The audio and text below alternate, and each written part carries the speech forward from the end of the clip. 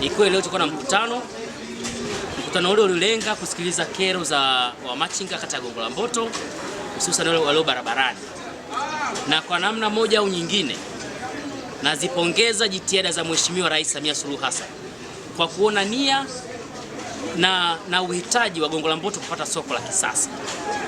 Lakini pia nampongeza kakaangu Elioruma Mabeli ambaye ni mkurugenzi wa jiji la Dar es Salaam kwa kuona nia ya kuendelea kutafuta fedha pamoja na eneo kwa ajili ya kujenga soko la kisasa hapa kwetu Gongo la Mboto. Mheshimiwa DC anaendelea kutupa moyo sana na kuhakikisha kwamba amani na utulivu kwa wafanyabiashara wetu wanafanya kazi vizuri.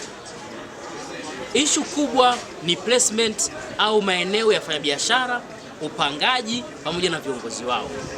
Mimi Diona kata ya Gongo la Mboto nimewahakikishia wananchi wangu, nimewahakikishia wamachinga kwamba tupo katika mstari mmoja. Tunakwenda kufanya uhuishaji wa viongozi, uhuishaji wa kamati, uhuishaji wa mipango ili kuhakikisha mradi wetu wa mwendokasi ujengwa kwa pesa nyingi sana. Ukianza kufanya kazi hakutakuwa na mwingiliano na wamachinga.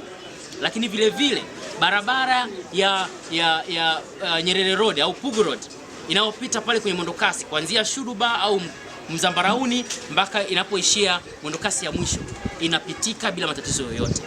Na nimshukuru sana Mheshimiwa Rais kwa kuona uhitaji wa mwendokasi hapa kwetu. Lakini katika uhitaji huo ni muombe tena kwa kupitia mkurugenzi wangu wa halmashauri ya jiji kwamba soko tunalihitaji sana. Soko ndio utakao mwarobaini wa changamoto hizi zote hapa barabarani. Niwaombe sana wamachinga, wafanya biashara na wananchi wote wa Gongo la Mboto, twende tukapeane support, tukapeane moyo, tukashirikishane na tuone kwamba Gongo la Mboto ni ya kwetu wote. Tushirikiane kwenye kuipanga, na mwisho wa siku Mheshimiwa Rais na Mheshimiwa mkurugenzi wakipata fungu na eneo likapatikana, basi twende kwenye ujenzi wa soko.